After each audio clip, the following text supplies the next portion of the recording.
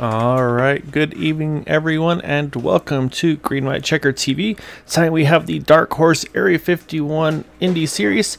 They are here tonight at Kentucky Speedway. Scheduled distance is 125 laps here this evening. Qualifying has just kicked off underway, so these drivers are going to put in their qualifying laps here. Looks like about 19 drivers scheduled to take part in this event. As and always, of course, we know the utmost importance of qualifying at tracks like this. So we'll see what these drivers can get done here tonight. And so while we're looking at that, let's also switch over. Let's take a look at our point standings coming into tonight's event. Right now you see Nick DeGroot with that big win, able to jump his lead now to 32 points over Craig Forsyth, 37 over Scott Rankin. And you can see here is, let's say, kind of a three-horse race at the moment. You see in fourth position, Jeff Heisong. I mean, it's great to be up in the top four, but you see 115 points out of the lead, so he's going to need a lot of bad luck, I should say, for those top three to get him back into the running. And I say it's pretty close from there back, though. You see Jim Brooks only 16 out. Eric Peterson, unfortunately, not here this evening. In that sixth spot, you got Matt Wagner, Alec Coates, Joseph Morales, and Yari Brupacher are top 10 in points. And again, do need to reiterate, though, there are no playoffs in this Indy Series. It's just going to be the best over the course of those 12 races. So just cross that halfway point as we come into race number 8 here tonight at Kentucky Speedway. So that's going to be a big one here for these drivers this evening. So along with that, so info for tonight's event. Again, we talked about the 125 lap distance, the race info. So we actually pull up our practice results, kind of get some ideas what these drivers are running lap time wise coming into tonight. And you see Jim Hare quickest in practice with Anders Arhus, Matt Wagner. They're tied for seconds. Showing that he's not just a broadcaster, but also pretty quick behind the wheel. Steve Goschak, he actually was able to put in a fourth fastest time there. Obviously, won't be able to beat up on these guys tonight though. But then fuel mileage, it sounds like most likely full rich. If you're leading the pack and you're going full throttle all the way around, most likely going to be around 26, maybe 27 laps on fuel, but more likely we'll probably see fuel numbers in the 30s or so for these drivers here tonight. So we'll keep an eye on that. Again, with that 125 laps, you know every bit's going to make a difference, so we'll definitely need to see what those guys have in store. And yeah, so it should be a lot of fun here tonight. Again, drivers have one fast repair. There are no green white checkered attempts here with the Indy Series. Again, kind of going with the way the actual IndyCar Series is done. And yeah, so I'll say right now track temperature right now 72 degrees, and it's showing track time just approaching 8 p.m. over there. So I think only going to start cooling off a little bit. And even one thing we might need to look at is that sunset. These drivers might start to get a little bit of sun in their eyes at certain points in the race here. Might give them a little bit of visibility issues from time to time. So right now, got about a minute and a half left. Still got a few drivers opted to wait a little longer. Maybe try and get some more ideal track conditions to be able to put their laps in. So we'll see. As I'm getting some info, as I always appreciate the input on YouTube, on the chat. And yeah, I've mentioned already that sounds like 30 laps should be easily possible. So expect to see that from these guys. And yeah, I mean, that's the thing, is you got so many tools to play with these Indy cars. Of course, you got the option of the weight jackers and the ARB front and rears to adjust the handling. But then, of course, you've also got the fuel mixtures to play with from 1 all the way to 5 for in-race, 6 and 7 for road courses, and then 8, of course, that caution fuel map. So, yeah, a lot of tools to be played with here tonight.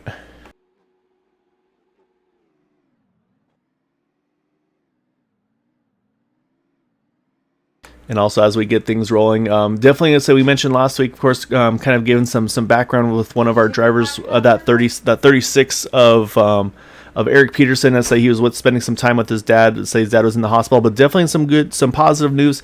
His dad is back home now from the hospital. Eric's actually still over there spending time with him. So, yeah, so hopefully everything's going in the right direction. Like I said, definitely hoping for a quick and speedy recovery. So definitely a good news to get you back home, get comfortable, and hope you enjoy the race here tonight.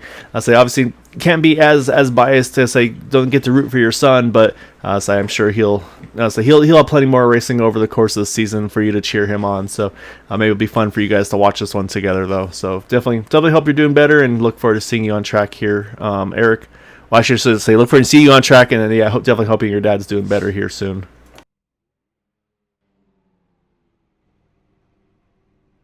And with that, qualifying has just completed. So we're going to go over our starting grid for tonight's event. And it is going to be that number 1 Matt Wagner getting pole position here tonight by about 200ths over Nick DeGroot. Then you got Anders Arhus, Alec Coates, Scott Rank in our top 5. AJ Hobson, Jeff Heisong, Mike Gibson, new name, new face to the league, but showing he's going to be one to watch as well in that number 5. Jim Brooks and Yari Brupacher. And then you got Jim Herrick in 11th. Brendan Briggs, another new name, new face in that top 12. As we continue down the running order here, you've got then Charles Teed, Gary Corley, Craig Forsyth, Andrew Wood, and then Joseph Morales, Jack Walls, and Thaddeus McMurray going to be our 19 drivers here taking part in tonight's event.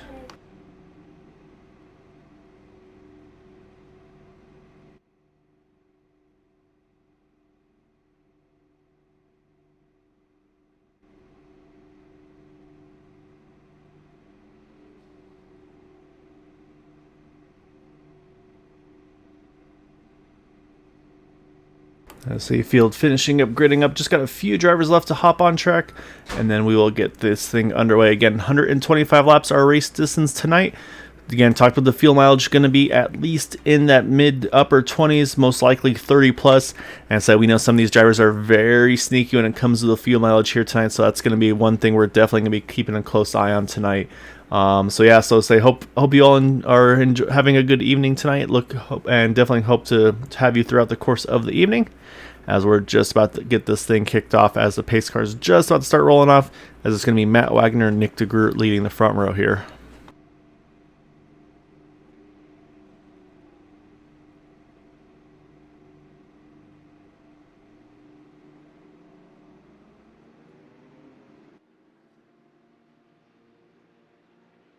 So the other thing they mentioned, Kentucky Speedway reconfigured a few years back, so very, very different than what they're used to being at this 1.5 mile oval.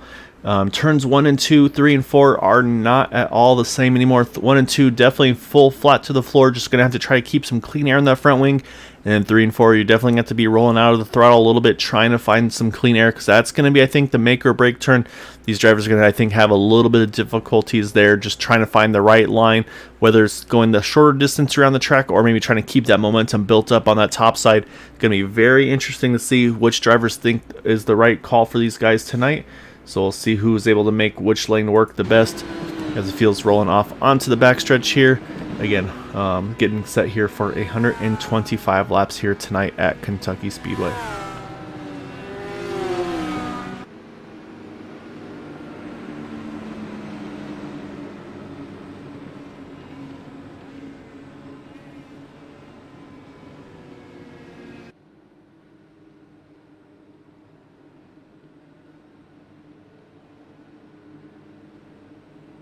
Alright, see the pace car starting to duck off onto pit road. That's going to hand things over to our pole sitter in that number 6, the 8-9 next to him. Again, initial start is on green flag, so there's no jumping here and say they will start double file. Restarts will be single file.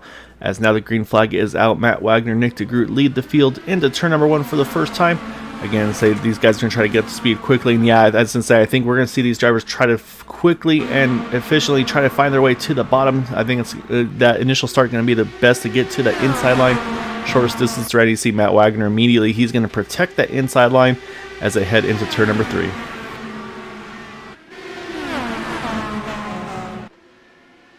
Saw a little bit of smoke in the back, and it looks like it might be Brandon Briggs involved. Oh, also we got Gary Corley caught up in this one. These cars hooked together here, and it's like just completely stuck together. This may bring out a yellow. So far, we somehow still stay green. But as we watch, I think at some point you're going to see the sleep pack if they don't get towed. Actually, it looks like they both do take a tow. So we will stay under green flag conditions as Matt Wagner continues leading. See the smoke from the aftermath of that. But so far, so good for the rest of the field here, continuing to go green as Nick DeGroot, Matt Wagner continue to run side by side here.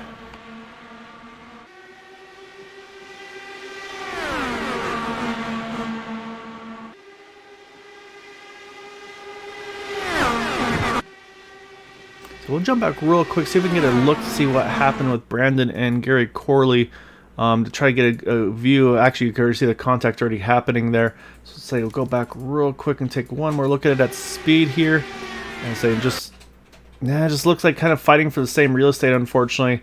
So yeah, so we'll jump back live here though to keep an eye on the fight up front, because right now it's still Matt Wagner, Nick DeGroot. They are definitely fighting tooth and nail here to try to stay that leader of the field here, control the race. Almost a little contact further back there. Craig Forsyth just about got into the back of Jari Brupacher.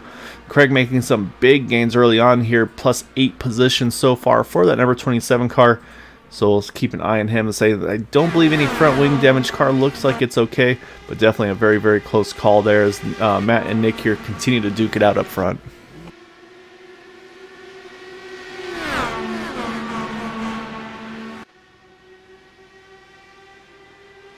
Right behind them, you've got Scott Rankin, Anders Ar, who's having a nice little fight as well for that 3rd position here. Right now, Scott again has that inside line, but the outside line gets some pretty nice momentum out of turn 2. And so you steal a little bit of drafts you saw Nick do, and then able to cut back down. As man, these guys are on top of each other here through 3 and 4. And again, so we talked about 1 and 2. You can stay pretty much foot to the floor. 3 and 4, you're going to need to find some clean air and some clean running. And these guys are definitely doing everything they can to keep that running order and trying to keep that clean air on the front wings of these cars. And also just trying anywhere and everywhere they can to get some track position.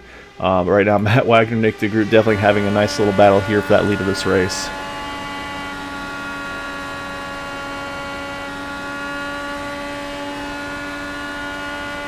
Oh, we saw just for a second there Scott Rankin touched the apron. That's always a scary thing to have there. As he sees that 3rd car on that inside line there. And actually, I think that apron cost him some momentum there. As he's got, oh, I'm sorry, actually, I wasn't Scott Rankin. Who was that down low there? I think that was actually the 10 of Anders Arhu, so I apologize. And you can see that's cost him a lot of momentum. You see it's dropped him now to about the 6th, 7th position, was fighting for that top 3 spot. So great recovery to hold on to that car, but that's the risk of touching these aprons. These cars do not respond well with the difference in banking. And so yeah, so he's able to hang on to it though and stay in contention in the running for this race. As we'll jump back up front, because once again, Matt Wagner, Nick DeGroot continue to stay side by side as we're already approaching the start lap number 10 here.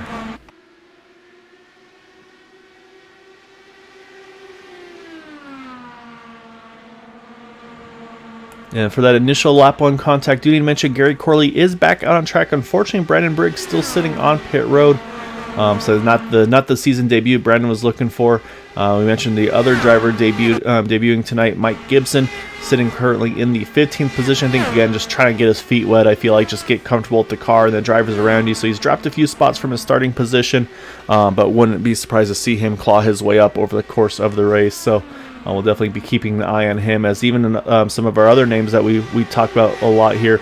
Andrew Wood making a rare appearance here in that number 64 machine. He's also plus 7 positions in that 64 up into the top 10 in 9th. And then Craig Forsyth still continuing his charge in that 27 car. Right now sitting just inside the top 5 there, working on trying to get around, I believe that is Jari Brupacher. Right now, like I said, plus 10, so from 15th to 5th thus far. Some pretty big moves for Craig Forsyth here.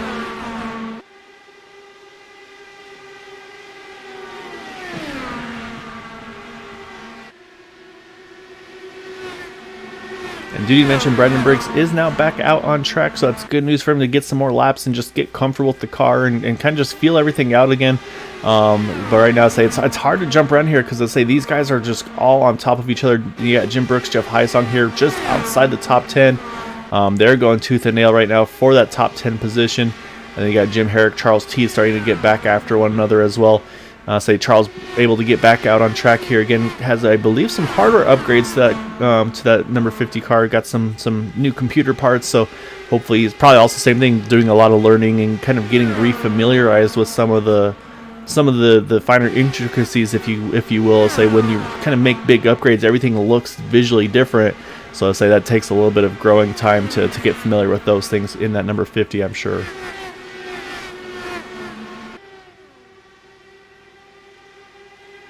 Up front, things settling in just a little bit. I won't say a lot, but settling in just a little bit. You see Nick there going up, getting that clean air, and then dropping right back down into that toe. And then you see AJ Hobson trying to work over that number 156 of Scott Rankin. So let's hop on board here with Craig Forsyth. He's got a really good view of these battles up in front of him. I'm sure he's ready to join the mix, and he's in these battles as well. But right now in a great spot there. So like I said, gaining all those positions early, and now already tucked up in this lead pack here.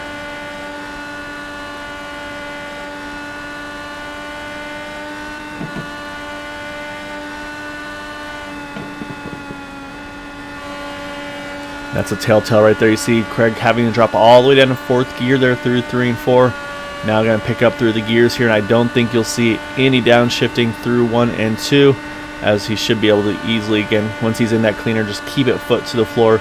But we have seen here is Scott Rankin. He's, for just a moment at least, snuck away from AJ Hobson and starting to put some pressure on the lead pack up front now, so we'll hop on board with Scott here, as he's starting to try to find a way to get around these two in front of him. But this is a tough position to be in, because you've already got 2 drivers, one probably going to run a little higher, one going to run a little lower. And you see Scott here having to run the 3rd lane, if he not even maybe closer to the 4th lane, to try to find some clean air to put on that front wing of this car to help it be able to make it through the turns here. And Matt Wagner, look at this, giving up the inside line this time, maybe thinking that the momentum on the middle to outside is the way to go here.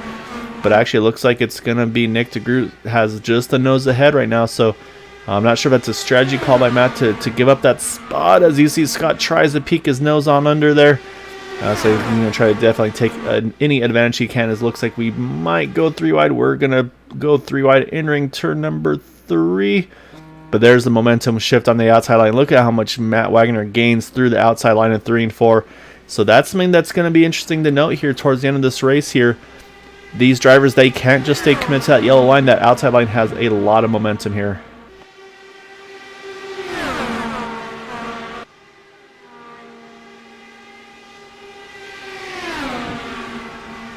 And now these guys going 3 wide through 3 and 4 there. You see a big push there by that 4 car of AJ Hobson. He had to roll out of it just a little bit as they continue to go 3 by 3 up front there. As they just kind of changes who's high, who's low. But look at Scott Rankin. He's found his way to the middle as a little bobble there. Matt Wagner has to roll out of it. That could cost him a top 3 now, as he's got the 4 underneath of him. As again, Craig Forsyth is going to try to find some momentum and try to find some room to take that number 27, as he has to roll out of the throttle there as well. But now Nick DeGroot's going to take control of this race here at lap number 22. And again, if we talk about fuel mileage, if these guys are going full aggressive here, we might see pit stops in about the next 5 or so laps. So this could be interesting to see how quick and how early some of these guys have to hit pit road, which you know is always a treacherous thing to do in these Indy cars. I'm guessing that this has gone green the whole way so far? Yeah, so far so good. Green through these first 23 laps. Matt Wagner leading a good chunk of that, and say now Nick DeGroot just sneaking ahead, and say Matt fading back a little bit, but not sure if this might be a little bit of strategy, because it seemed like he was kind of open to giving up that bottom line through 3 and 4. But something we mentioned, Steve, though, that's definitely going to be a racy place on the track here, as this isn't like the normal 1.5, 2-mile tracks where they can just hug that yellow line and ride it all the way around. That outside line has a lot of momentum through 3 and 4. Yeah, it does. And it all depends on how you get into the turn and how you get through the middle, because these cars definitely want to push on entry. Yeah, and we watched Craig Forsyth at one point actually having a downshift to 4th gear through there. And what's really happened is, I mean, I'm looking at the field here. You've actually got the top 10 pretty much all now with, once on top of each other within about 2 seconds of one another.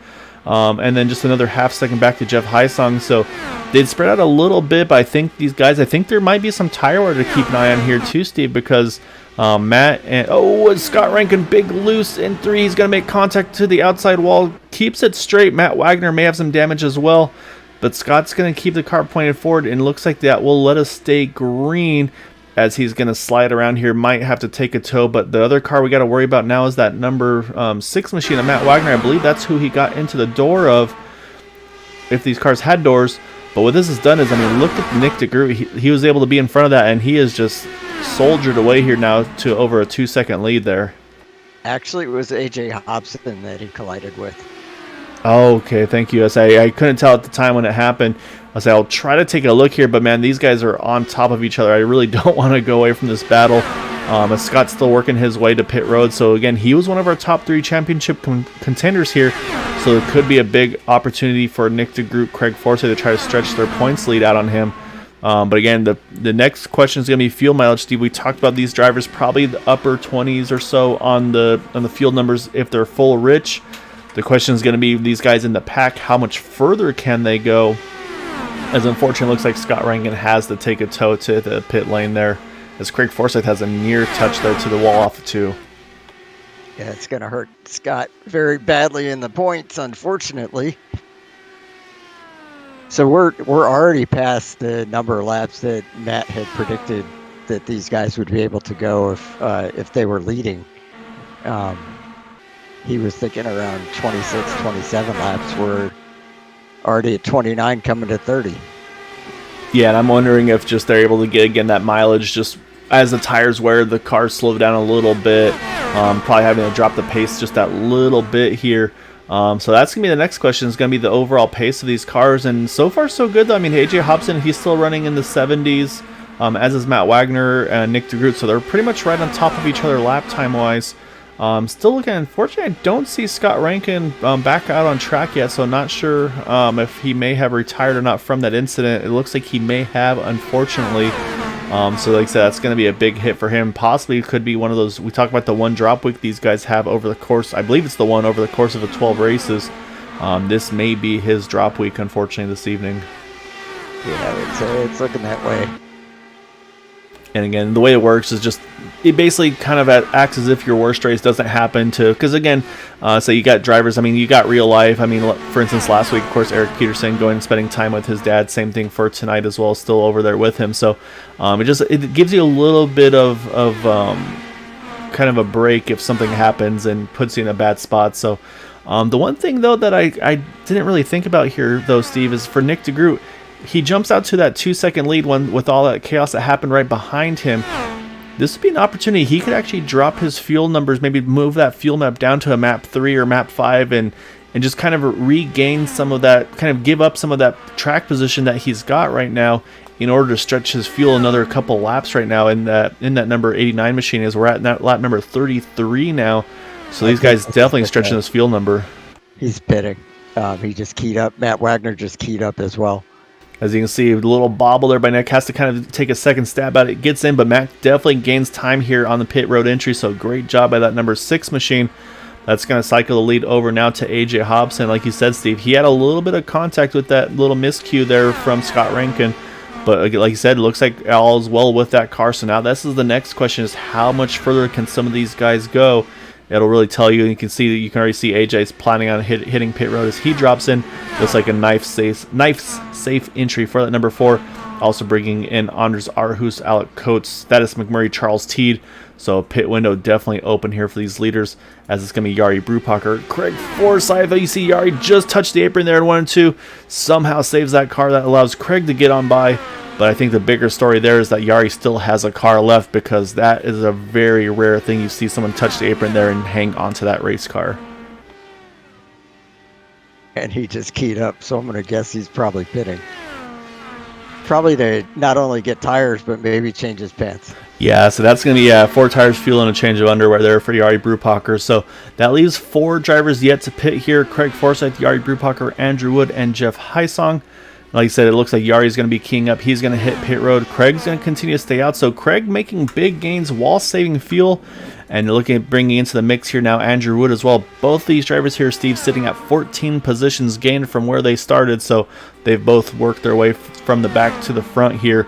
And I say this is the time where drivers start to sweat a little bit, because if there's a yellow, I mean, look at the ticker on the left there. You've got right now only 4 drivers sitting currently on that lead lap, as now Craig hits pit road to bring Andrew Wood to the point.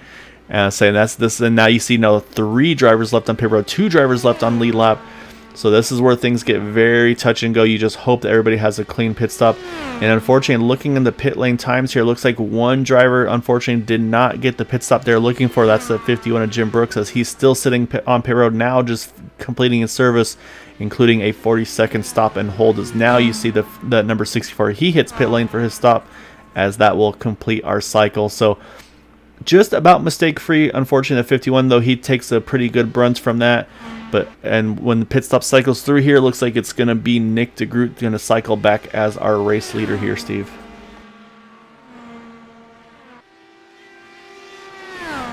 Kind of interested to see what this does with Craig Forsyth and Andrew Wood for staying out as long as they did. Of course, they both will get a point for leading a lap. Yeah, the question mark will be if we want to start trying to do some math, which is always a dangerous occurrence for me to do, Steve. Let's say, so basically with Nick and Matt pitting at 33, Craig and Andrew at 37 and 38. Let's say you see Andrew Wood, he's starting to try to build up speed here. And that being said, though, I mean, not a huge loss overall for Craig here, because he's going to cycle out still in third position. As I say, Jari Brupark is going to put some challenge on him for that third spot. And he's only about 1.3 seconds off of Matt Wagner here. So, I mean, overall, I'd say kind of a mission accomplished, really, for that number 27 car, as he's going to lead this crew behind him. As I say, they're starting to kind of bundle back up together, as he's got Jari right on his rear wing, as you see Jari starting to make a move. And you got AJ Hobson with Andrew Wood right there behind them. Then Alec Coates isn't too far behind as well. So it's kind of split up into two packs here, roughly, with the top 7. And then you got to go back about 4 seconds to Jim Herrick, who's leading another gaggle here with Anders Arhus, Status Macarooni's right there. Then you got Jeff Heisong, Joseph Morales, Charles Teed. So kind of 2 packs of 7 what we got right here. And we got a little game of leapfrog going on between Craig Forsyth and Jari Bruparker. And I was going to say this, I'm not sure if a leapfrog is an approach that works with these cars here at Kentucky. Definitely at a Pocono, at an Indianapolis, maybe even some of the bigger tracks like Michigan, such. But I'm not sure if it works as well here at Kentucky. So we'll have to keep an eye on the lap times, because that is a good question. As last time by, though, is Andrew Wood, who had the fastest lap of 24:40 to a 24:67. So I think that's just the benefit of a lot of draft behind those 2 cars in front of him. As this time things even out a little bit there now. It's a 24:66 for Nick DeGroot, 24:50s and 47s for these guys behind. So they are closing a little bit, but Nick still got about a second and a half to play with over Matt Wagner at the moment. I'm kind of curious if Nick has changed his fuel map, or if he's just running a little bit slower right now. This is kind of what happened in last week's race. He pulled out to a big lead and then just focused on saving fuel for the rest of the race. Yeah, exactly right. Because he knows at this point, kind of on the fuel number side, advantage goes to those guys behind him. Jari at 36, Craig at 37, Andrew at 38, he and Matt on 33. And actually, I said we can actually pull up what the pit stop lap was for those guys. As I say, you see the info right there with 33 is up the top 2. Then you got 36, 37, 38, and then 34 for Coates, Hobson, and McMurray. So a lot of mixed strategy on the pit window here. I say, but not by much. I mean, Steve, it's really a 5-lap window from earliest to latest. But as we've seen before, I mean, 5 laps sometimes could be a pretty big differential. As now Alec Coates puts in a 24:40 for his fastest lap, actually the fastest lap of the race. But you aren't wrong though here, Steve. Matt is starting to catch Nick DeGroot, and yeah, you wonder maybe Nick turning down the wick a little bit. Maybe just trying to see if he can get into that draft of that 89, and then he can start doing his fuel savings with the draft of that 89 car. And Matt's been catching him about 1/10 to 2/10 a lap. Yeah, once again there. And this also could just be the difference of draft versus no draft, with Nick DeGroot right now has nobody to break the air in front of him. Whereas Matt is within a bend. Again, these cars usually it's about a second and a half is where you really start to get the draft benefit. And you can see the difference. We talked about Craig Forsyth drop into 4th gear through 3 and 4 there earlier in traffic. Matt Wagner barely had to drop it down into 5th gear there. And again, still continuing this time around 0.2 of a second quicker than Nick DeGroot.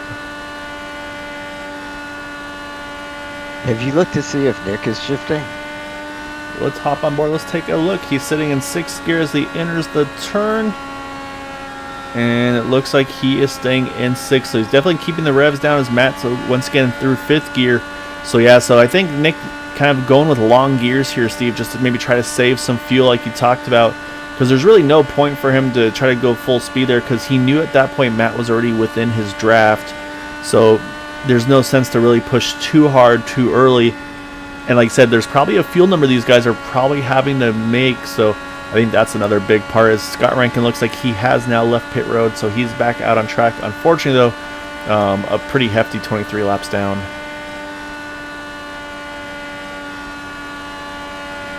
Well, let's see if I can get my calculator going again.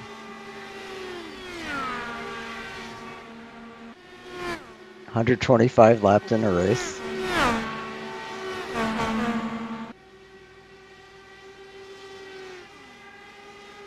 I feel like everybody should be good, Steve, on a 3-stop strategy. As I'm doing the rough numbers as well. Actually, I'm showing. Yeah, Thaddeus McMurray actually looks like he's had a big moment. He's down into the pit wall here. I'm not sure what happened to Thaddeus. We'll take a look. Looks like while he was battling with Jim Herrick, possibly. Let's go back and let's pick up Thaddeus here in that 37 car. So we're going back to take a look at this replay here. You see Thaddeus on the outside line there. You saw he got around Jim Herrick. And then what happens out of 4? That car just snaps on him, Steve. Just gets a little loose. Oh, and then he catches the transition there from the grass to the banking, and a big shot to the inside pit wall. Unfortunately, I'd say that's going to force him to take a tow as well, as that's going to put now one less driver on track as Scott Rankin hits pit road once again. I think just trying to feel out that car probably. But what this has done, though, these two, though, Matt Wagner, Nick DeGroot, with Matt catching Nick, this has maybe put this into a 2-horse race here, though, Steve, because now they've got about 1.4, 1.5 seconds or so roughly on Andrew Wood behind them. Of course, as I say that, Andrew's putting on some pretty big lap times there. I think he is trying to close that gap down as well. As was running actually right on par of 72 to 73 and 77 in front of him. So right now it looks like now it's up to down to a 5-car race here up in this lead pack.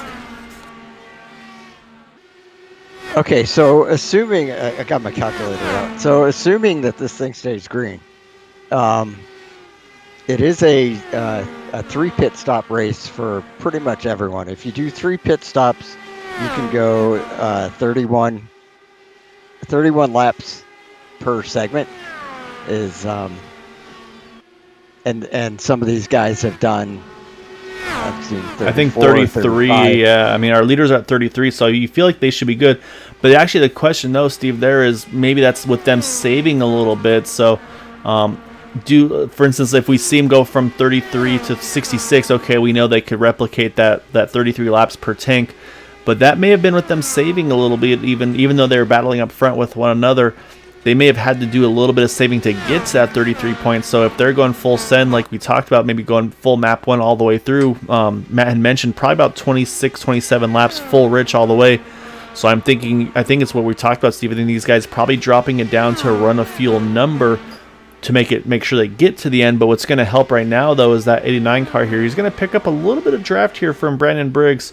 It looks like Brandon's going to actually hit pit road there. Doesn't want to be any part of this lead pack in front of him, which I say that's always a tough thing to do when you're your first race. You don't want to be in the thick of things.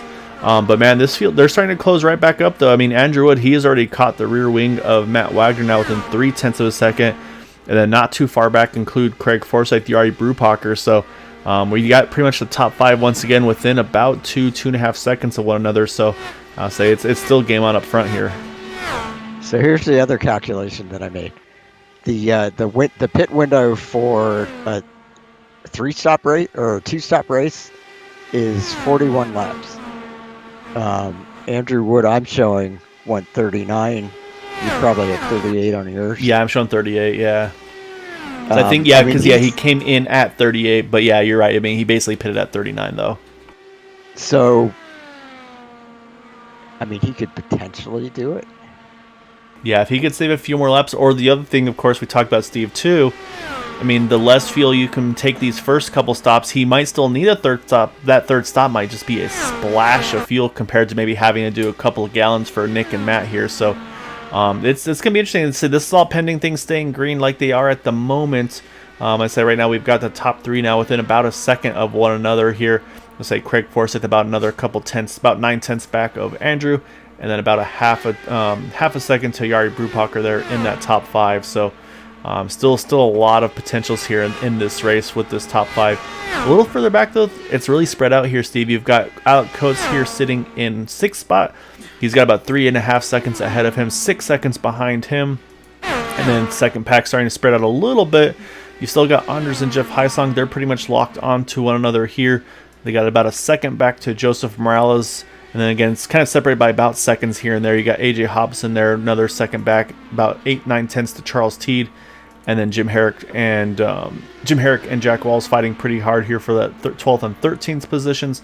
And then we mentioned Jim Brooks, that pit penalty. That's dropped him 1 lap down, unfortunately, in that 51.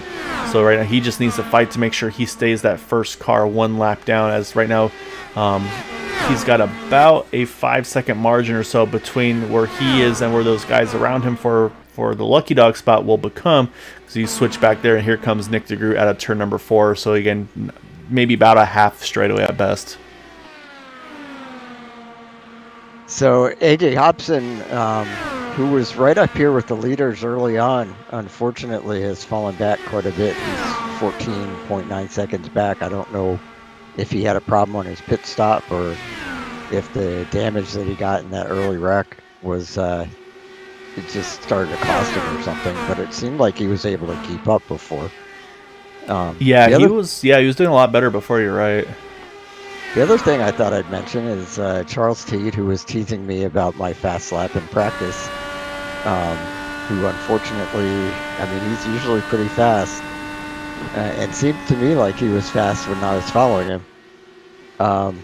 Unfortunately, he's back in 10th place and 15.9 seconds back, and I'm thinking he probably should have hired me to drive his car tonight.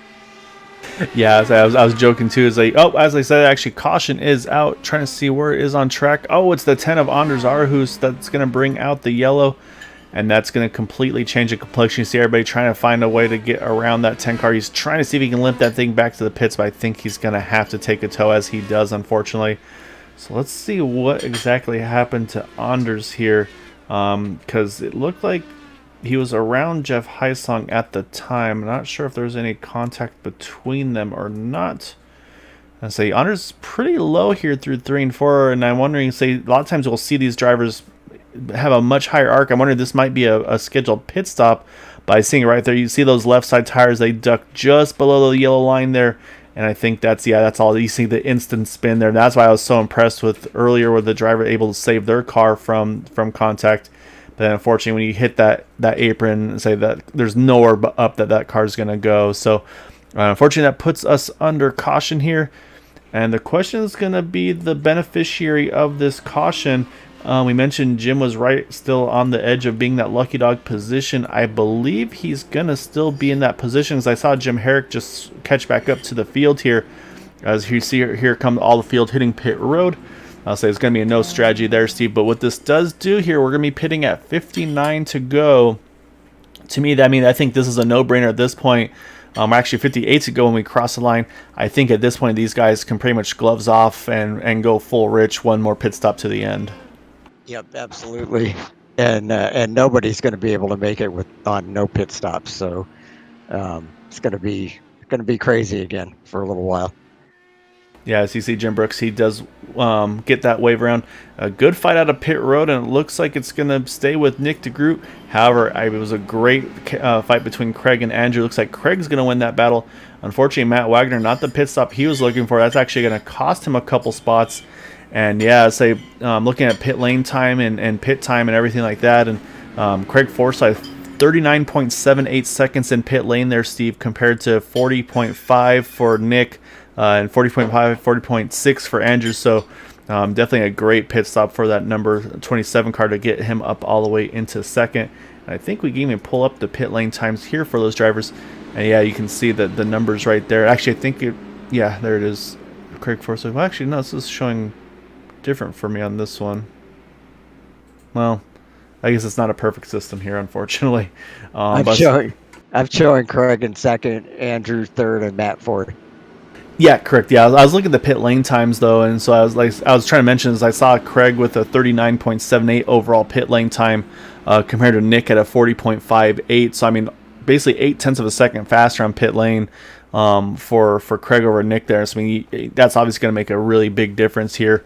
The other thing you see is we got, looks like a couple drivers going to try to get some laps back here. Thaddeus McMurray, one of those in that number 37 car, is currently 10 down. This will, currently 10 down with the wave round. Scott Rankin as well, going to try to get one of his laps back as well here.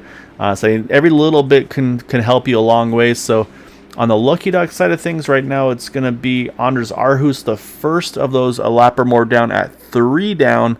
Gary Corley, unfortunately, sitting at 4 laps down in that number 7. So Anders going to need a little bit of help here to try to get back in the thick of this race. And it looks like maybe Thaddeus McMurray and Scott Rankin are taking wave rounds. I can't tell. Yeah, it looks like they're going to opt to go ahead and do a wave round here. So I believe they actually pitted not that long before the yellow. Thaddeus pitted at 51, so he's actually going a little bit of a gamble there. And Scott Rank. Oh, actually, my numbers are all off though because of it's showing what lap they were on, not the overall laps. It's showing Scott last pitted lap number 26, but we know that's not the case. So, yeah. So unfortunately, I don't have the exact numbers because it's based on what their actual lap number is versus the leaders. Unfortunately, my app does not do that any better than yours. Yeah, technology sometimes isn't the best of help for us, Steve. But, yeah, they're definitely taking a wave round, trying to get at least one of those laps back. I mean, they might as well take advantage. And you see lights are off. They're going to swing on by. And so this is going to be our first restart here, Steve, as they went over half the race there without a yellow. And now we're going to get our first restart again. IndyCar's restarting single file. And Nick DeGroot has control, so it's going to be up to Craig and Andrew and Matt and everybody behind to try to get a good reaction to keep up tight with him. But then we know how big the draft is with these cars, so it looks like no takers on top and off, Steve. So like I said, nobody really worried about the fuel mileage anymore. I think these guys all know they can pretty much just full rich it to the end here. Like I said, a big break for that 51 car to get back from 1 down to getting back onto the lead lap, because those leaders were very close to catching some of those guys at the tail end of that pack there. And also a little longer stop for Charles Teed there, Steve. I'm wondering, maybe you mentioned his pace being a little off. Wondering maybe there was a little bit of damage, maybe a front wing change on that number 50 car. That might be what that pace difference was. So we'll see if that 50 is able to move himself back forward here. Yeah, hopefully it was something like that. This is really going to be balls out when these guys get going here. Yeah, so this is going to be no more patience, no more fuel savings. I say the only strategy I think we're going to see is who blinks first to hit pit road, kind of a typical IndyCar strategy that we like to see. Even in the real races, I say they just started off their season last week on Sunday at St. Petersburg, Florida. So we're back to green though at lap 71, 55 to go, as Nick DeGroot leads Craig Forsyth, Andrew Wood, Matt Wagner, and Yari Brupacher. Yeah, we're gonna see what these guys have now. Yeah, I say Craig's not wasting no time here. He's going to try to work that middle line, see if he can get that momentum out of turn number 4. Again, drivers are on a little bit of cold tires here, so they got to make sure they got the grip that they want, because it's probably going to take a few laps to get the temperatures all the way up to where they need it to be. But Craig definitely wants to try to get a lap lead in that number 27 here.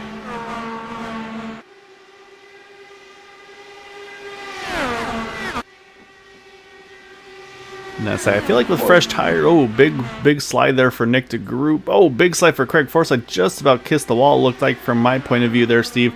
But yeah, these guys are, like you said, they are not holding back at all. Andrew Wood, he's going to join the mix here as well. And so we're going to hop on board with that 64 here to watch these guys battle, because I think we're about to have a 3-wide battle here entering turn number 3. He thought about it, but I think he realized he just wasn't going to have enough momentum on the outside. Yeah, I think he was almost looked like he was trying to kind of do an over-under where you kind of enter high and then cut down and try to get around him, but I think he just caught that arrow wash of those two in front of him. There's nothing he could do there.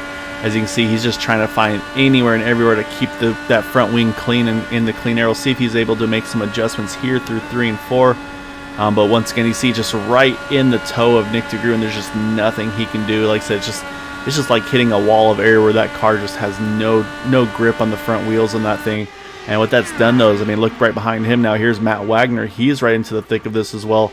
And it's just going to bring the rest of the field in here. They're just going to start to bundle up here. And it's like I said, Steve, kind of going to have a bit of almost a super speedway race feel here through the last section of this race here. As you see, again, Craig just trying to find the right move here. But I think the fresh tires are right now are Nick's biggest friend. As you see, Craig thought about trying to cut low, but Nick was going to give none of that to that number 27. Yeah, the one advantage Nick has right now is, aside from, he's running the low line all around, so he's kind of forcing people to try and pass him on the outside. But the other advantage he has is the clean air, because these guys behind him are, as you said, getting a lot of aero wash. And from what I've experienced, the more cars in front of you, the worse it is. Yeah, definitely the more you have in front, the harder it is. So you got a little gaggle right behind here as well. You see Jim Brooks, Charles T. They're just able to get around Anders Arhus and Gary Corley. They're trying to work their way on back on up here as well. Say they've spread out a little bit, but they're all still within, again, that magic 1.5 second window. So we continue to get these guys all packed up together here.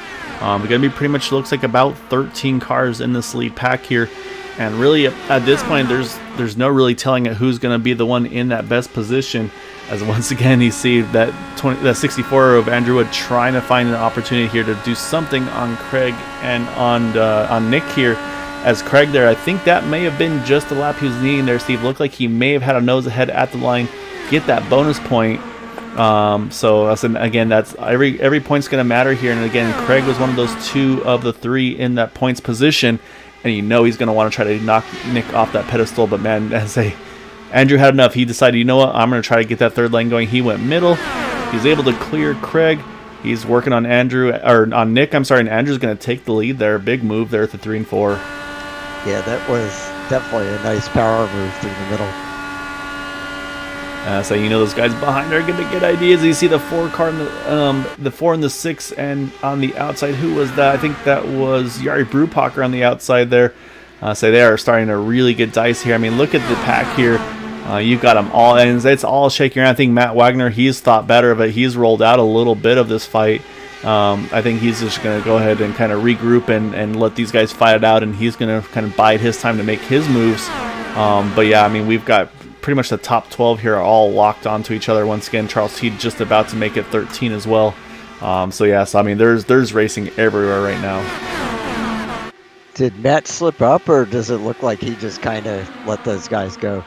I think he just kind of rolled out of it, because I think they put him 3 wide out of turn number 2, and I think he kind of had better thoughts of that. He's like, yeah, I want to race, but I'm not ready for that quite yet. We got another pit stop here to go, boys.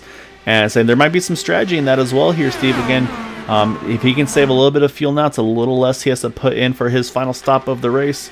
So I'd say that could be an opportunity for him, to try to go a little bit off strategy in that number 6. Yep. However, all this fighting for third, though, it's let Andrew Wood, Craig Forsyth start to sneak away just a little bit. I mean, even look at Nick DeGroot there. He's fallen back into, fallen back to 5th. But I mean, he's been one of the front 2 cars most of the evening. And I mean, it might still be a fuel thing here too, Steve, where again, we talked about those guys easily getting into the 30s and such, but maybe, like I said, maybe full map, 1 full rich all the way around, almost full throttle all the way around, might not have been enough quite to make it to the end. So that's going to be, I think, a big question too, is when do we see these guys make their final stop? Is it going to be once they're in their window safely? Or is it, hey, I can turn this thing full wick to 11 and I'm going for it. That's when I hit pit road.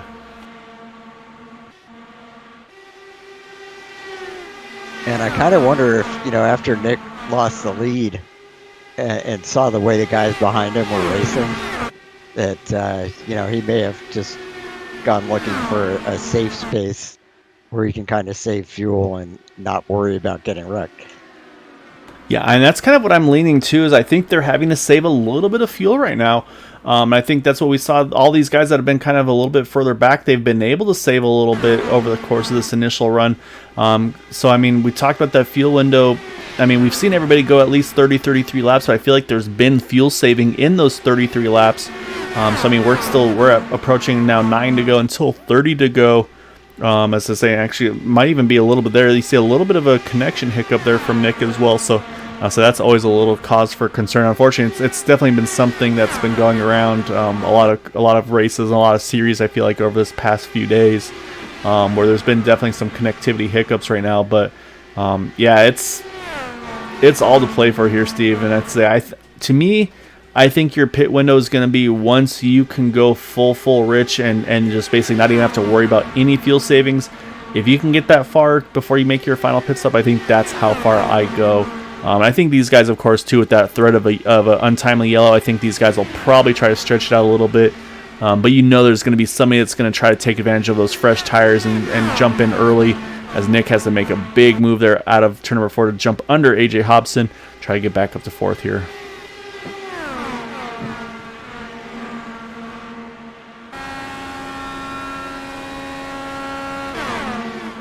Joseph Miles was trying to put a move on Matt Wagner, lost a little bit of momentum. That's brought him right into the clutches of Jim Herrick and Jim Brooks. I see Jim Herrick, he took the low line, kind of again got the dirty wash there from that 60. That's allowed Jim Brooks to run the outside. He's got some big momentum running that top side. He's able to get to the number 40, but can't get around him as of yet. Saying that's the difficult part, is you can get there, but then you have to try to complete that pass. And say Jim's always a tough one to be able to get around. To say he definitely is one of those ones that knows where to position his car. But again, you see that little bit of a drop there off of 4 once again, and that gives Jim Brooks a huge run out of 4.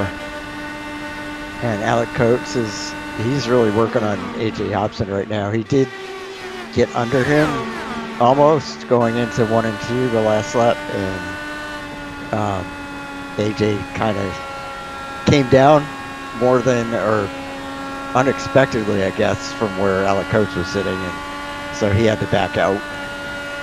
Yeah, and that's the thing, as I say, we've got the benefit of being up here and getting all these great angles, whereas these guys, I mean, they've got a pretty limited view around them. I mean, especially because everybody's got different setups. You know, some drivers use VR, so say they move their head around, that's what they see. Other drivers maybe have a single screen, some might be having the 3 screens. And so everybody's at a very different potential viewpoints of what's going on around them. So, yeah, for Alec Coates, I say that move by AJ Hobson definitely could have been something where he wasn't expecting it.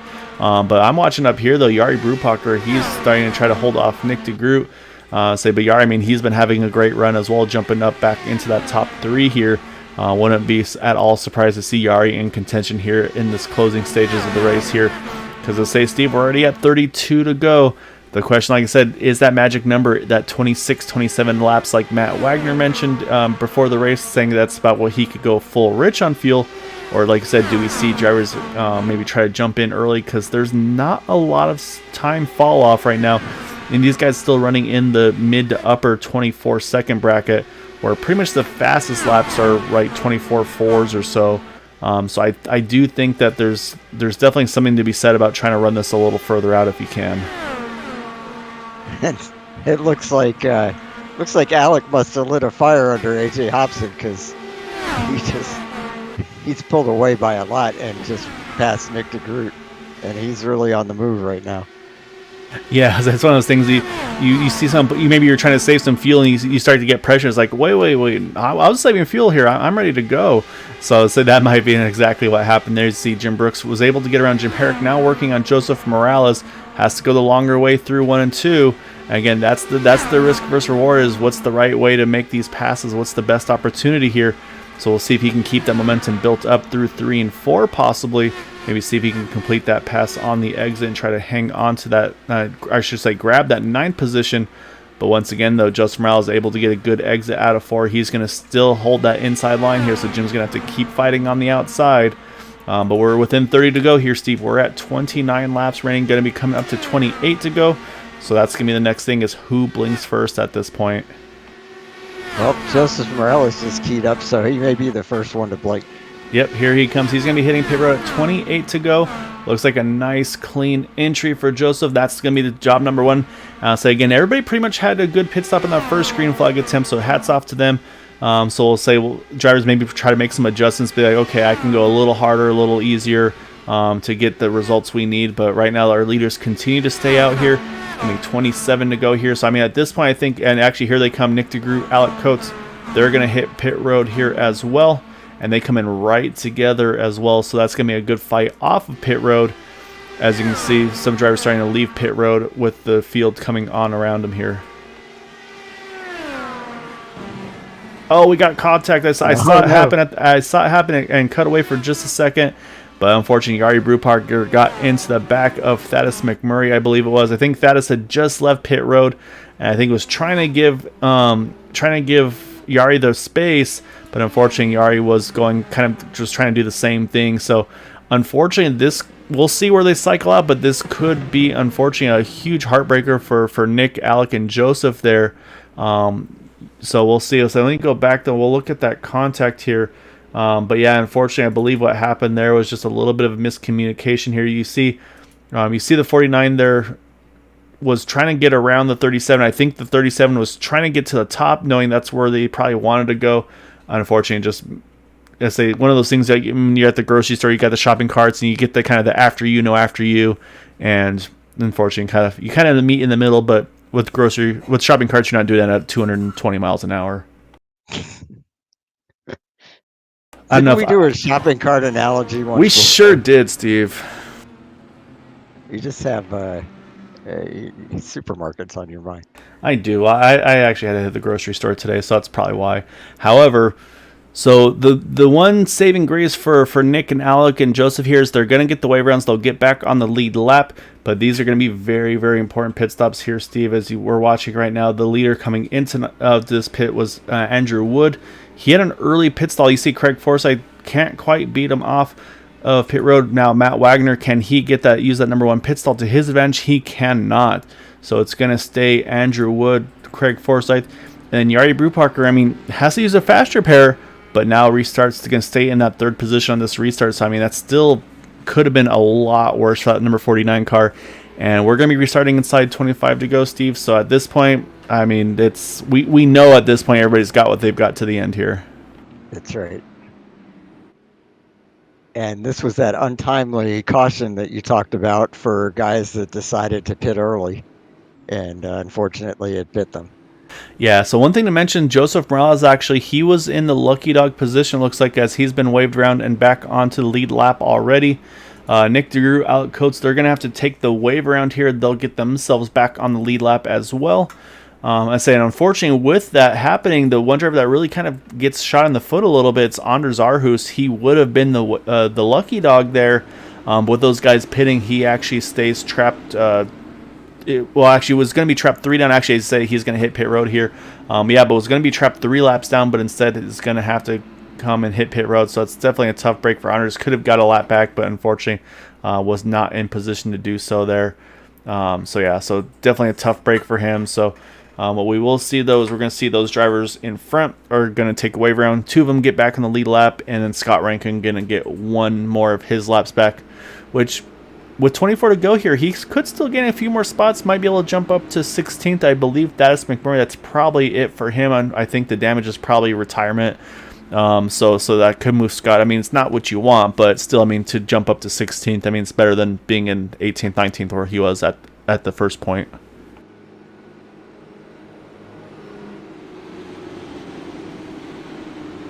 So with no pit stops left, this is where we're really going to find out what people have.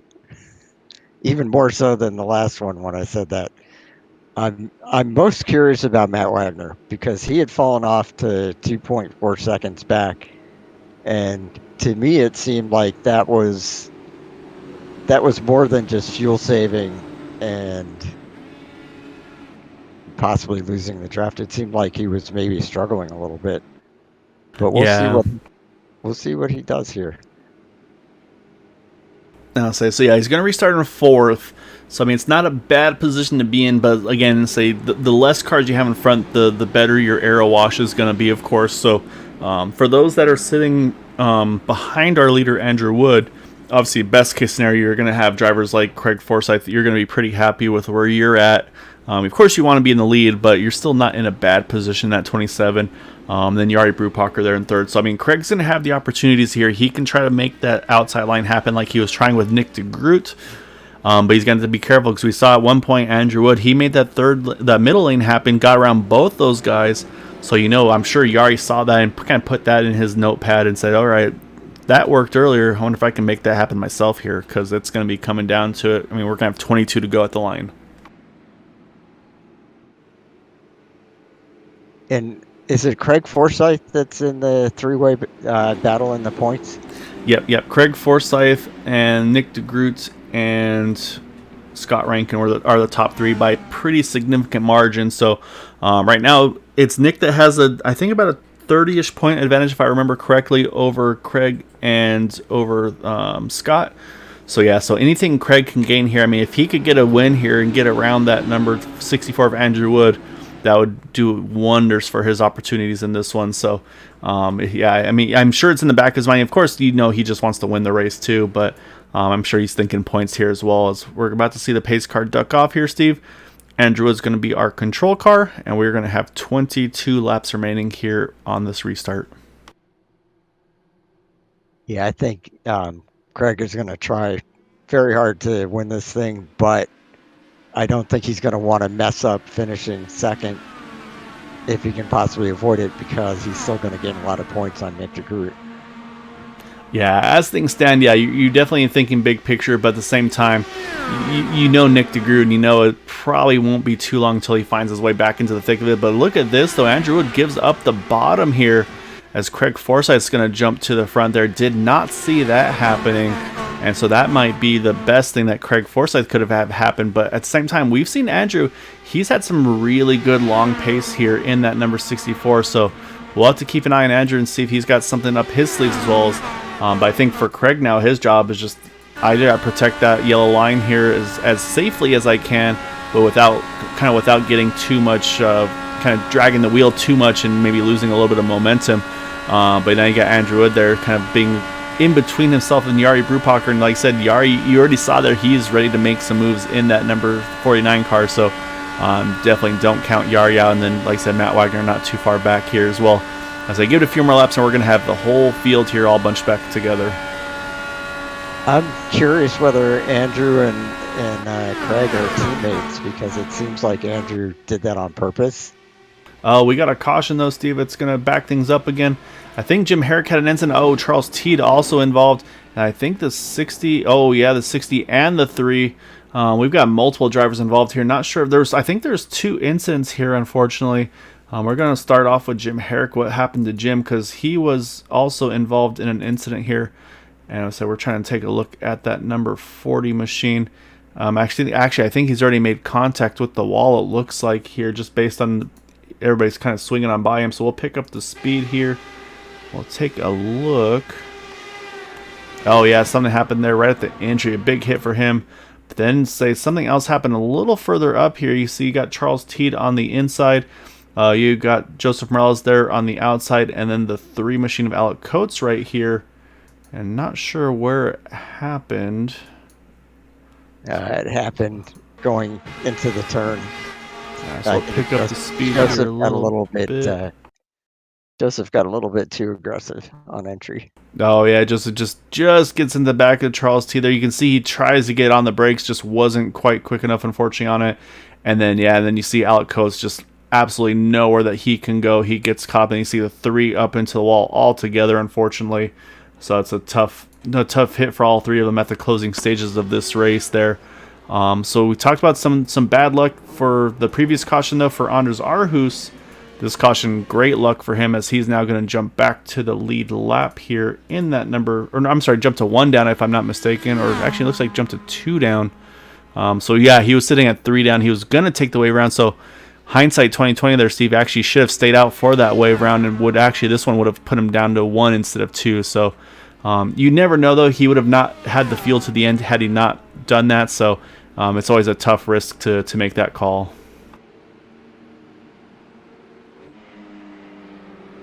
And that wreck definitely, I think Nick was behind those guys, so that would have definitely helped him out. He's up to 9th now. Yeah, I think Nick was, he was, I'm not sure if he was ahead or behind at the time of the caution, but yeah, he's up to 9th. And the bigger thing, too, is he'll now be able to restart with the leaders and doesn't have to worry about having any lap cars in between him and the leaders, as well as the fact that when you get that wave round, you restart at the absolute tail end of the field. So yeah, definitely a break for Nick. Looks like no strategy for him. He's going to stay on out here, as the rest of the field is as well. So while we have a moment here, Steve, we'll go ahead and step away for a little bit, and we'll get back to go here on the 1 to go.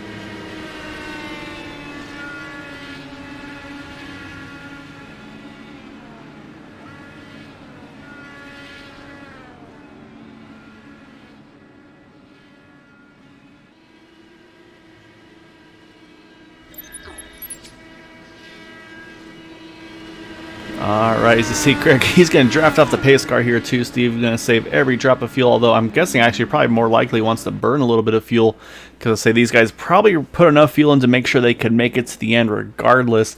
And that's one of the fun things with Indy cars, is these guys always want to run it absolutely as light as possible.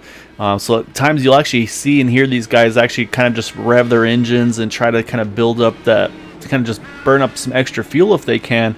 But yeah, so I don't think fuel's an issue anymore. Now it's just going to be, I think, an all-outright sprint to the finish. We've got 9 drivers on the lead lap. We've actually got a couple here that are 2 laps down, led by Anders Arhus. He got outcoats Joseph Morales as well. But it's going to be that number 27 here that's going to lead the field back to green at 15 to go. Again, he's got control in this restart. You can see now he drops and he goes.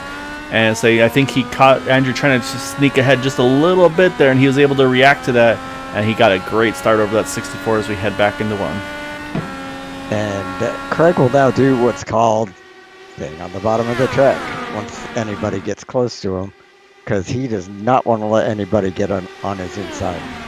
Yeah, I think he's going to need to live on that inside line. Jari Brupacher, so his goal here is going to be to try to find any and every way to get around Andrew Wood, as he gets a great run off of turn number 2. But this is where it gets tougher here, Steve. You can get to that guy, but the problem now for him is he's got Andrew Wood getting the draft off of Craig Forsyth, and so that's just going to make it that much more difficult to pass. So Yari's going to have to try to figure out a way to make this pass happen, but it's going to be definitely tough sledding for him. You see Matt Wagner starting to creep back into the picture, but we've got a Gaggle right behind him. We talked about Nick DeGroot. He wants to waste no time. He's going to get back into the thick of this thing. You got Jack Walls right there to his inside. You've got AJ Hobson, I believe that was Jeff Heisong to the outside. But I think Jeff's rolling out of there. You can see he's got some connection issues, and so he's just trying to be courteous there and help those guys out. So definitely, it's a tough situation to be in for Jeff, but definitely applaud his decision there. It's never easy to roll out of it when you're in contention towards the end of these races. So, but up front though, Craig Forsyth still got a solid about 0.3 of a second lead, but. Yeah, you're kind of right though, Steve. It's like I said, really surprised to see Andrew give up the bottom there, and then it seems like he's almost been playing defender, if you will, over Jari here since that previous restart and then now this one as well. But look at that, Yari gets a great run there off of turn number 4. He's able to cut to the inside of Andrew Wood, and he's going to grab that second position. So now game on for our race lead and for this win between that 49 and the 27 here. Yep, if Andrew was playing defense, he blew it coming off that turn. Yes, and I probably wasn't actually playing defense. I don't think there's any connection with those guys. And you see Matt Wagner, he's able to peek to the inside of Andrew there as well off of 4. And so, like I said, I feel like Andrew's been really good on the long run, so I'd say the short run may not be kind of his forte. And the other thing I'm thinking too is I think kind of having some one-off races, I think he's probably trying to stay out of the thick of this championship hunt and battle. Probably doesn't want to affect too much the outcome of the race, especially when you get where it starts get down to crunch time like we are here now, as we're going to approach here 9 to go here, Steve. But yeah, so now it's going to be Craig and Yari, Matt Wagner up to 3rd, AJ Hobson's jumped up to 4th. So now it's just like you said, Craig's going to probably try to have to live on that yellow line as best as he can. But again, that we've seen that outside line has some pretty good momentum through 3 and 4. Look at AJ Hobson with a very aggressive move under Matt Wagner. Yeah, just about cleared Matt, but he's going to have the shorter distance now through 1 and 2. He's going to grab that spot. Oh, contact between the 6 and the 50, the 64. That's going to drop Matt Wagner a bunch here. I think that definitely gave him some front wing damage there. I don't think that car is going to handle very well. I think Andrew's going to be okay, but what this, again, stuff that's happening here is that's letting Nick DeGroot gain a couple more free positions there, as we are side by side for the lead with Yari and Craig here at 7 to go. And Matt Wagner's bad luck season continues. Oh, you see there, Yari tried to peek under Craig there, Steve, but Craig was going to give up none of that space. As I say, I'm watching also, here comes Andrew starting to make another charge at it, so I think he's starting to pick up the pace once again. You can see he tries to cut under the number 4 of AJ Hobson. AJ is going to protect the yellow line. These guys are going after every position here, tooth and nail. You see Nick DeGroot, he's gotten around Jim Brooks there for a top 5. A great recovery for that number 89, but we still got some racing left to go, as these guys are going everywhere here. Look at the 4 car, try to find a way around. He's got to hug the inside line, but he's going to have some arrow wash next to him. Has to avoid the 64. These guys are going. That's going to allow the 64 Andrew Wood to grab that 3rd position here. I think you may have been right that Andrew has a much better long run car. Oh no! Oh, contact! They stayed together somehow. You saw Nick DeGroot, he reacted. But he looks like we stay under green. But man, that was close. And actually, it looked like Nick just about caught the outside wall in reaction to that as well. Looks like the car's okay there. But just for a split second, say with iRacing, it looked like he had some damage. But man, we are 4 to go, and these guys are going after it here, Steve. And I mean, again, this is the one where that inside line car is guaranteed to win. Yari has been right on his wing and right at the side pod there through the start finish line. So Yari still got a really good chance at this thing here. And Yari is definitely one of the more aggressive drivers in this league, so he's gonna give it everything to try and get by Craig. Yeah, saying that thing is, I mean, I'm watching AJ Hobson here in 3rd. He's going to be in a position here, if they get a little bit too silly with each other, he could take advantage of, I think, maybe a little bit of contact there entering turn number 3 between that 27 and the 49. And that's allowed AJ Hobson to put himself right in the middle of this fight here. I think AJ might be in a spot here to grab that 2nd position, as we got 2 to go.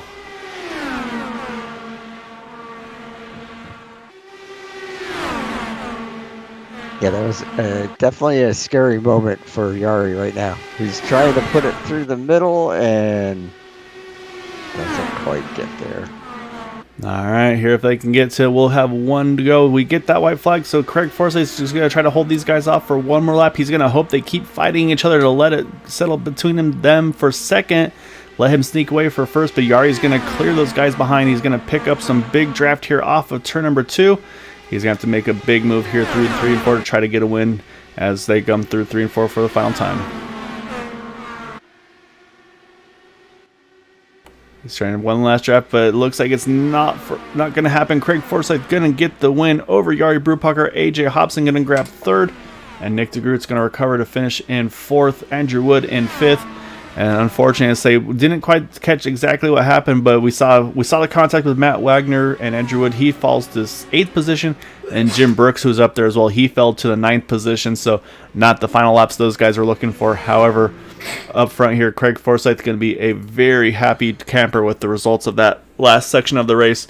As that say, we talked about the win being a huge opportunity for him, as he's going to close that margin on Nick DeGroot here.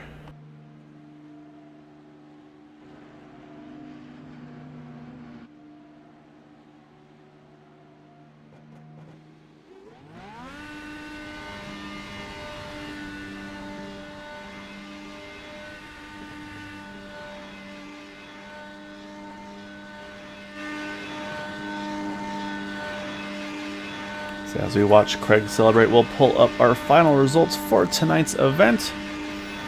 As Craig Forsyth winning by 0.07 of a second over Yari Brubacher, AJ Hobson there in 3rd. And then again, Nick DeGroot, a great recovery after his untimely pit stop with that yellow. Andrew Wood rounds out a top 5. Then you got Jack Walls, Jeff Heisong, Matt Wagner, and Jim Brooks rounding out our lead lap finishers. So even with the lead lap finish, you know that 6 and 51 won't be too thrilled with those results. And unfortunately, these drivers having some tough issues and situations throughout the course of the event, with Anders Arhus, Alec Coates, Joseph Morales, Gary Corley, Jim Herrick, Charles Teed, Thaddeus McMurray, Scott Rankin, Brandon Briggs in 18th. And then unfortunately, a tough season opener for that number 18, as well as the number 19 or the 19th position of Mike Gibson in that number 5 machine. However, Steve, we got to go talk to some happy drivers here, and some happy, some frustrated. But we're going to kick things off with our 3rd place finisher, and that is going to be AJ Hobson.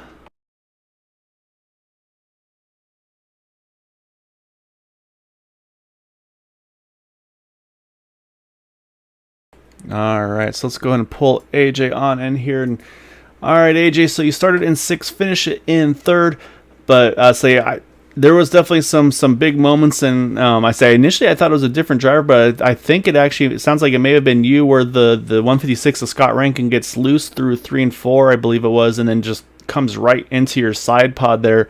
I guess if you could confirm that was you or not, but then also, just what's going through your mind? You're like, okay, that's my race, I'm going to have suspension damage, but that thing, it holds pace and all looks well, and you stay in the thick of that thing for that last remainder of the race.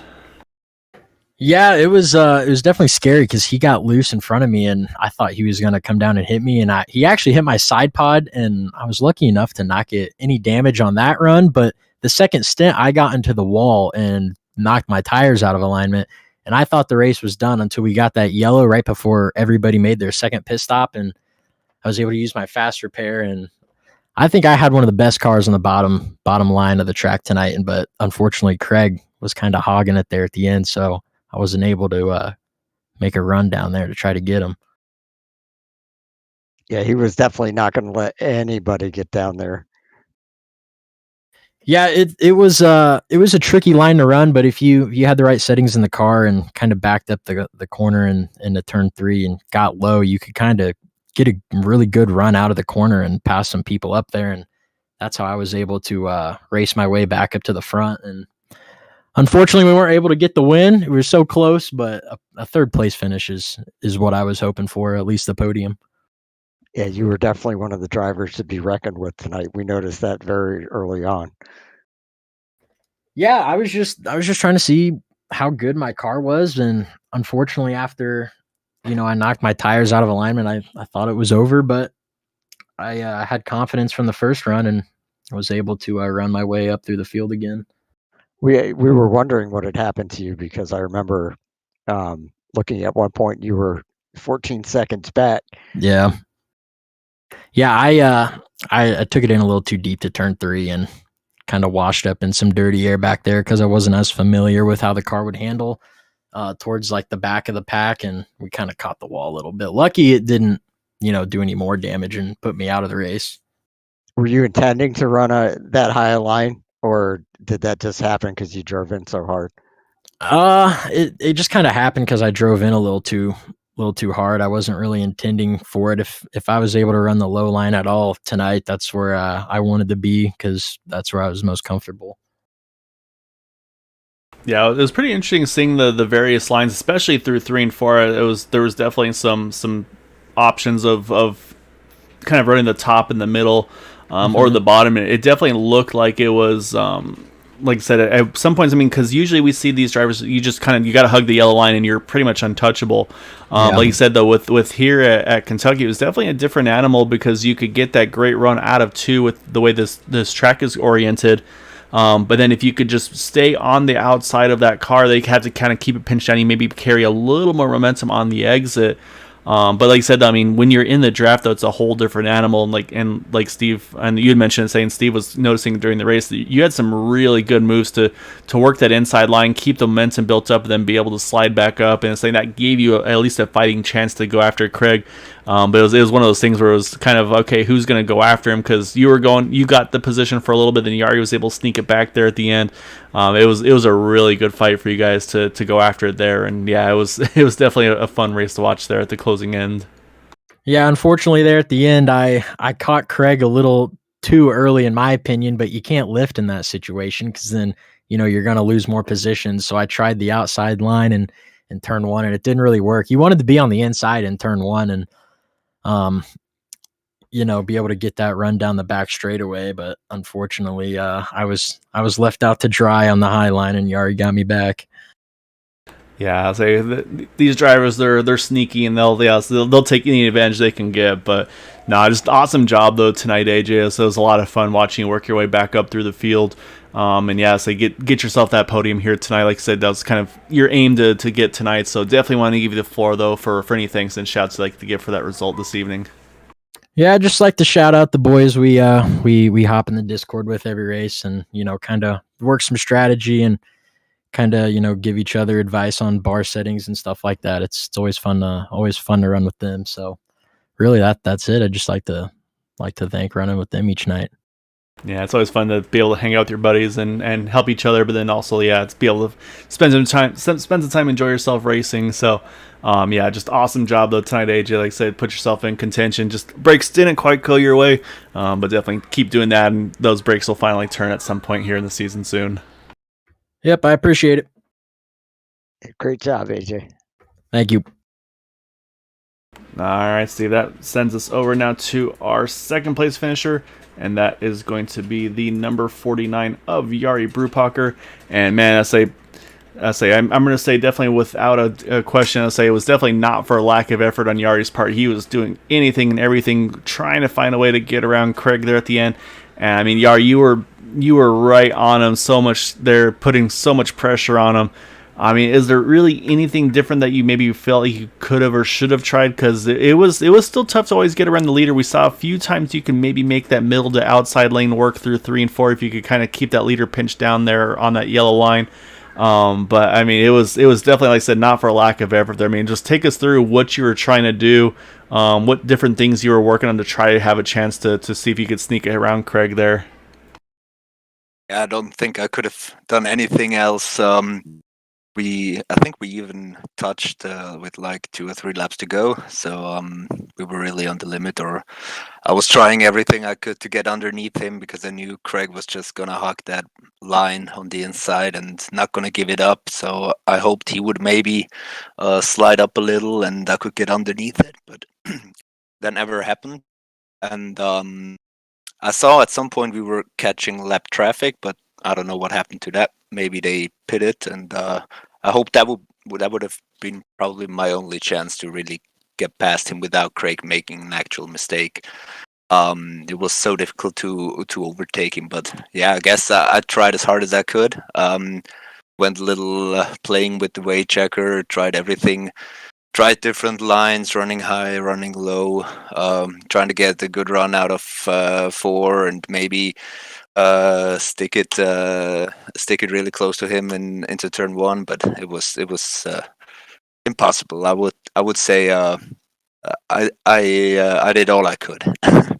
It's too bad that there wasn't just a little bit more outside line for you, because you really did a good job challenging challenging on the outside, and there was a few times where it looked like you might possibly get him. Yeah, I felt the same way. There were like maybe 2 or 3 times when I think I was basically side by side with him to the line, but that was with newer tires. Felt that as tires got older, my chances started to fade a little bit, generating a big enough run on the outside, really going close to the wall through 3 and 4. So yeah, all in all, a great race though. And I never really liked the reconfiguration they did with this track. I love the old Kentucky, so I guess it's the first time I'm actually happy after a race here. That's good. That's a plus. No, say so. We got to go back to one moment though in the race though, because say Steve and I were kind of joking. We know how sensitive these cars are about when you touch the apron and how just kind of unsettled they get. You had a slight moment there where you just caught the apron in turn one, and somehow you're able to hang on to that car. And I believe there's a caution not too long afterwards. We're kind of joking that probably a change of 4 tires fuel and probably change of pants there. I mean, just how scary was that for you when you caught the apron there? I mean, and was it just kind of reflex reaction to save that car, or I mean, was there anything like, okay, I got to do this? Like as soon as it happens, your brain just kind of clicks and say, okay, do this, or else you're going around. Yeah, I actually caught the apron because I was changing my weight checker for the pit stop that was coming up. So that was the reason behind it.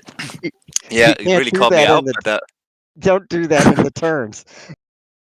Yeah, I found out. Yeah, though it wasn't as bad because I didn't really see it coming, and once I got sideways, I had already basically caught it. So I think it didn't even cost me that much time. I still came out of the pits where I was basically before. Yeah, but that was definitely a little bit of a wake up call. Yes. Yeah, that was definitely a big moment. But yeah, I mean, just amazing job saving it. But I mean, and you're right though. It kind of also kind of helps people realize how much is involved in these cars, because it's not just like you said, they're not just point and shoot, because you got to make little adjustments to help you. Like I said, pit entry, you got to move the weight jacker, and there's so many different things you have to do in clean air, dirty air, or like I said, around pit stop time. So and to be, just amazing job to hang on to that car, and then like I said, to be able to still be in contention there with that car you kept in one piece there at the end, to go after Craig at the end. That was a lot of fun to watch. So before we let you go though, definitely want to let you give any thanks and shout outs for your second place here tonight.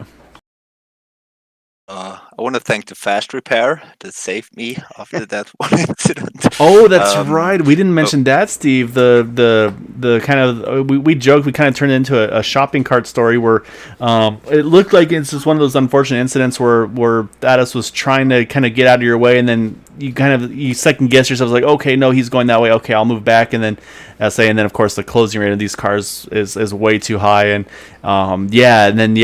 for that to happen to you, but to still save that fast repair. Yeah, actually, take us through that as well. I completely blanked in that one. I'm sorry.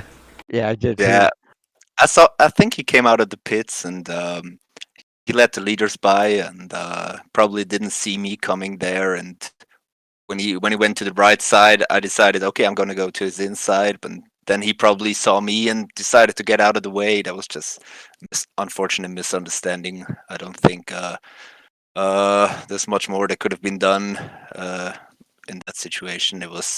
But I was lucky that I didn't really damage my tires much. It was basically just the front part. So I could basically keep I think I actually kept the grip position even after the crash, because I was just able to roll on basically and get the fast repair. Yeah, I think you came in third position still. So I mean, yeah, like I said, for a bad situation, it definitely worked out about as best as it could there. So yeah, I mean, I'm glad you mentioned that, because so other than the fast repair that helped save your race there, yeah, any other things and shouts you'd like to give before we let you go here, Yari? Yeah, just once again, the other drivers were great here. That was really fantastic racing, and thanks to everybody contributing to the league. No, great job, Yaris. It was a lot of fun watching you battle it out there. So it was definitely, like I said, not for the lack of effort. It was so much fun watching you do make every move you could to try to get around Craig there. So definitely look forward to seeing more of you and get some more top 3 finishes here in the near future. Thank you. So am I. See you guys. Yeah, great job, Yari. Thank you. All right, Steve, that leaves us one last person to talk with, and that is going to be our race winner in that number 27 of Craig Forsyth. And so I think first off, Craig, the opening stint of the race, just hats off there, gaining so many positions the opening couple laps to kind of get yourself right with that lead pack, kind of not even have to worry about the starting position you had. But then I feel like the second to last restart, I think it was when you restarted behind Andrew and then able to jump in front of him there, where it kind of looked like he just honestly gave up the bottom, or maybe just didn't expect to see you make the move there. You cut underneath him. Did that just feel like it was kind of a Christmas in July, or I guess in this case March situation for you? I didn't expect it to be, I knew he wasn't going to like fight me to the point of crashing me, but yeah, no, it was. I saw the opening and I had to go for it. Obviously, but I was happy to get it. That's for sure. But yeah, happy to get it, and then you were like, "I'm not giving this thing up." No, at that point, it was the bottom is now mine, and I'm not giving it up. Yeah, so you selfish drivers not giving the preferred lane to everybody else. But we're just talking with Yari. But I was saying that's the next thing is how stressed, how tense was it for you those final laps there? Because Yari's doing anything and everything to try to get around you. And I say he even mentioned, unfortunately at one point a little bit of contact that you both obviously were able to kind of get away with and recover from. So it kind of gives me flashbacks to when I was trying to get around you at Vegas with Dark Horse with the DW12. So the same thing. I think I got into your right rear as well with my left front, and always a dangerous situation when you start trying to squeeze just that little bit extra coming to those closing laps there. Well, I had in the middle of the race there. I tried my hardest to get past Yari when he was ahead of me, and I could not get past him. So he was fast. If he'd gotten past me, the win would have been his. Never would have gotten back by him again. He had the defense down perfectly for this track. So I was lucky that I was able to jump people during the pit cycle and then get ahead of Andrew to take the lead, at which point it was like, all right, I need to start owning the bottom, change the weight jacker, and make sure the car stayed down there and didn't give it up under any circumstances. Yeah, that's basically what we thought you were going to do, and you did a really good job of protecting the bottom. Yeah, so you can probably speak to this a little bit better too, Craig, is with this reconfigured Kentucky. It's definitely not a point and shoot like the other kind of typical 1.5 mile, 2 milers. It's definitely a much slower turn. So what all of course you got the clean air, and that's very helpful. But it wasn't just like a point and shoot situation there. What all were you having to try to adjust to make sure that you didn't give up that bottom, but also at the same time not giving up that exit momentum out of 4? Yeah, well, that's basically. You had to decide how the lower you were going, the basically you had to decide how much momentum you were going to give up to make sure that you could stay on the bottom and not slide up coming out. Because it was much faster for the guys who were coming down and sliding up. But as long as you could still own the bottom by the end of the straight, basically, I think I had 1 or 2 laps when I was challenging Nick, where I was actually able on the outside to take cross the line ahead of him. But it didn't matter going into the corner, of course. You'd immediately lose it because owning the bottom was all that really mattered. Yeah. So 1 and 2, yeah, exactly. You pretty much got to live on that yellow line. But yeah, 3 and 4 definitely opened up some opportunities. But it was definitely a lot of fun to watch you. Like I said, able to jump so far up from 15th to I think it was about the top 5, top 8 or so within just a couple of laps. It felt like. And then like I said, through the green flag pit stops and everything, cycling yourself right back into the thick of things. It was a really good race for you. I'll say, not even just like I said from controlling it at the end, but just getting yourself into that contention position, because it definitely wasn't the easiest place to pass. We saw a good chunk of drivers make some moves, but a few other drivers were definitely struggling to get through the traffic. So definitely hats off to doing a little bit of everything here tonight. Yeah, well, I mean, it wasn't. I mean, that wasn't an intentional start from the back decision. I screwed up my second lap. I got too low onto the apron starting my second lap, and it sucked me down. And at that point, it was all I could do to not crash into the wall, but it didn't really matter. It lost the momentum. So I was really discouraged that I was going to be starting at the back. So yeah, I was surprised I was able to get through as quickly as I did. I think it was just it turned out that I was good with the tires and good holding the corners. So passed a couple of guys, and then was in the right spots when the cautions came out. That's for sure. Yeah, definitely a well earned, well deserved finish here tonight, Craig. So before we let you go, though, definitely want to give you the floor. I say, because we were joking before about you needing to have Jim not be in the races to have your good luck streak, but you say Jim was here, saying you were still able to knock one out again here tonight. So definitely want to give you the floor for any thanks and shouts like to give for that win here this evening. No, I got to thank Jim, and it worked out, and I'm glad that Jim was able to stay out or be here for the whole race, and that's I've lost my brain. I'm completely exhausted.